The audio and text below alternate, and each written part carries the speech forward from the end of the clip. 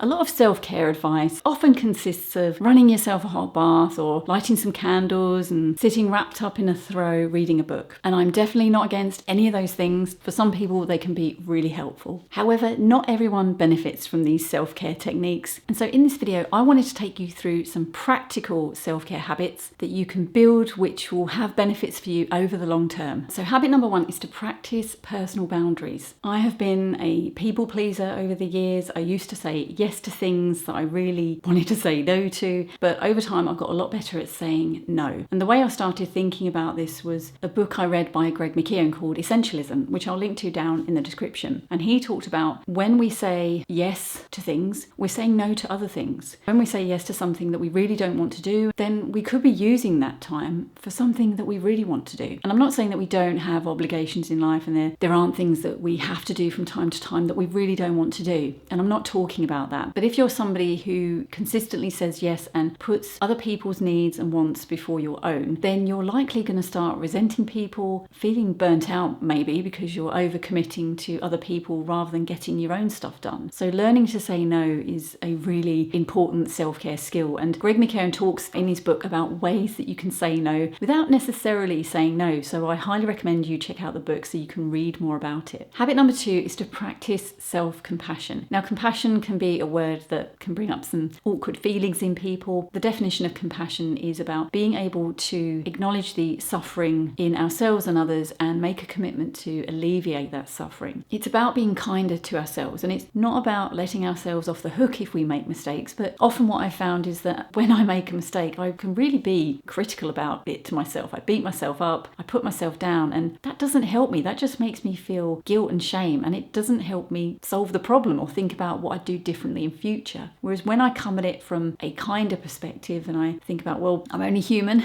I'm not perfect, what could I do better next time? That feels more helpful to me, for my learning and for my well-being. And there's lots of research out there into self-compassion that shows that it has a real positive impact on our well-being. A really simple kind of mindset shift you can do about this is if you find that you're beating yourself up over making a mistake, imagine that you have a friend that has come to you and is talking to you about the same situation. So they've made the same mistake that you have. Think about what you would say to that friend and what advice you would give them, what guidance you would give them. And often what you'll find is that we're far more understanding and empathic to other people who are in the same situation than we are to ourselves. So what you can do is think about what you would say to that friend and then apply that to yourself. And that helps us to be a lot more empathic and understanding to ourselves, which is often what we need in those moments where we're feeling bad about something that we've done. The next habit is to mentally detach from the things you can't control. I think this can be really difficult because social media brings us so much closer to the world around us. There are so many unpleasant things that we read on the news, so many things that we see on social media sites that can make us feel stressed. We are seeing these images and these stories are playing out in front of us and we can't do anything about them. And that can leave us feeling really helpless, really distressed because we're left hanging. We can't make a difference to this. And this isn't about detaching because you don't care, but it's about detaching for your own emotional well-being. If you don't step away from all of these things, you will likely see an impact on your mental health. When I spend less time on social media, I am far happier. So just be aware that there are lots of things in this life that you are not in control of. You can't do anything about them. And that's not to say we can't care, but it's just to say to be mindful of those things and recognize those things so that you're not getting so caught up in them that they're affecting you on a mental and emotional level. The next tip is something I talk about a lot, and it's get outside in nature. I find walking to be one of the best medicines for me, especially if it's out in nature. But even if I'm just taking my dog around the block for a walk, it gives me time to reflect on problems or challenges that are going through my mind. And especially if you work from home, you're indoors all the time, I think even more so because it's important that you do get some time away from your working space. There's plenty of research that talks about the positive impact of getting out in nature on our mental well-being. You can do forest bathing, there are nature retreats, but if you don't want to spend money, just find your nearest park or bit of green land, go out there, take a walk and see how you feel afterwards. The next self-care habit is declutter. So decluttering and tidying things away really helps me on a psychological level. I really don't like living in a cluttered space. I know that I get irritable, especially if it's stuff that I don't need anymore or it can be put away. And when I have plucked up the courage to declutter the things I don't need, I feel much better. I feel lighter, I feel a relief. I just feel I've got more space, and I have, but but I can feel it on a physical level. The next tip is to be productive. Now, hear me out. Sometimes the best form of self-care is to do the thing that's causing you anxiety. Perhaps the thing that you've been putting off because it seems too hard and it's been hanging over your head for a long time. Often when we put things off, they get bigger and bigger in our minds. Our anxiety about actually doing them grows. And if there's a deadline to doing this particular thing and it's getting closer, that's likely going to be stressing you out even more. So doing the thing that you need to do is a great way to reduce overwhelm, to reduce stress and anxiety, is a really good form of self-care. I think productivity has kind of got mixed up with doing more and more to the point where you're near burnout. But I don't see it as that.